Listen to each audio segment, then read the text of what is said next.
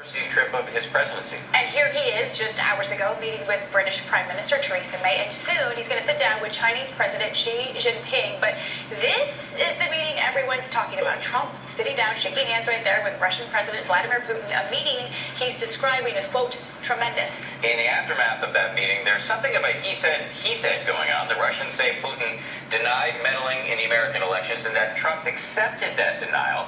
The Trump administration says that's not true. Trump himself was asked about this discrepancy this morning. We're going to get to the bottom of that in just a moment. All of these meetings of world leaders at the G20 summit playing out against the backdrop of protests in the streets of Hamburg, Germany. More violent clashes overnight. We have team coverage this morning, and we start with ABC's Cecilia Vega, who is traveling with the president. Cecilia, good morning to you. Good morning, Paula, from a very windy Hamburg, Germany here. You know, this meeting with Vladimir Putin was only supposed to last for about 30 minutes. Instead, they had so much to say, it went on for 2 hours and 16 minutes. They were talking for so long. At one point, the First Lady popped her head in the room to see if they wanted to wrap it up. This morning, President Trump is back to meeting with world leaders at the G20 summit, sitting side by side with Britain's Theresa May. Prime Minister May and I have developed a very special deal. I think trade will be a very big factor between our two countries. Later this morning, he'll meet with China's Xi Jinping, another crucial sit-down that comes amid heightened tensions with North Korea and the president's growing frustration with China's unwillingness to take a harder line with Pyongyang. But even the president himself is among those still talking about yesterday's high-stakes face-to-face with Russia's Vladimir Putin. Rex and I had a tremendous meeting yesterday with President Putin. Secretary of State Rex Tillerson was in that room, saying the two men connected quickly and had positive chemistry. The cameras allowed in to see President Trump reach out for a handshake. There was smiling, small talk, and before they got down to business, even a back pat.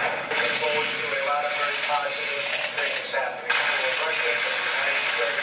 It's an honor to be with you. Putin returning the compliment,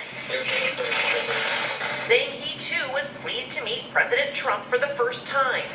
Later, First Lady Melania Trump also seen smiling and chatting with Putin, seated right next to him at dinner. Behind closed doors, the White House says it was President Trump who pressed the issue of Russia's election meddling. But what happened next, each side tells a different story. Tillerson says Putin denied Russia's involvement and the president stopped pressing. The president at this point, he pressed him and then, felt like at this point, let's talk about how do we go forward. The Russians say President Trump heard Putin's denial and, quote, accepted it. The White House says that is not the case.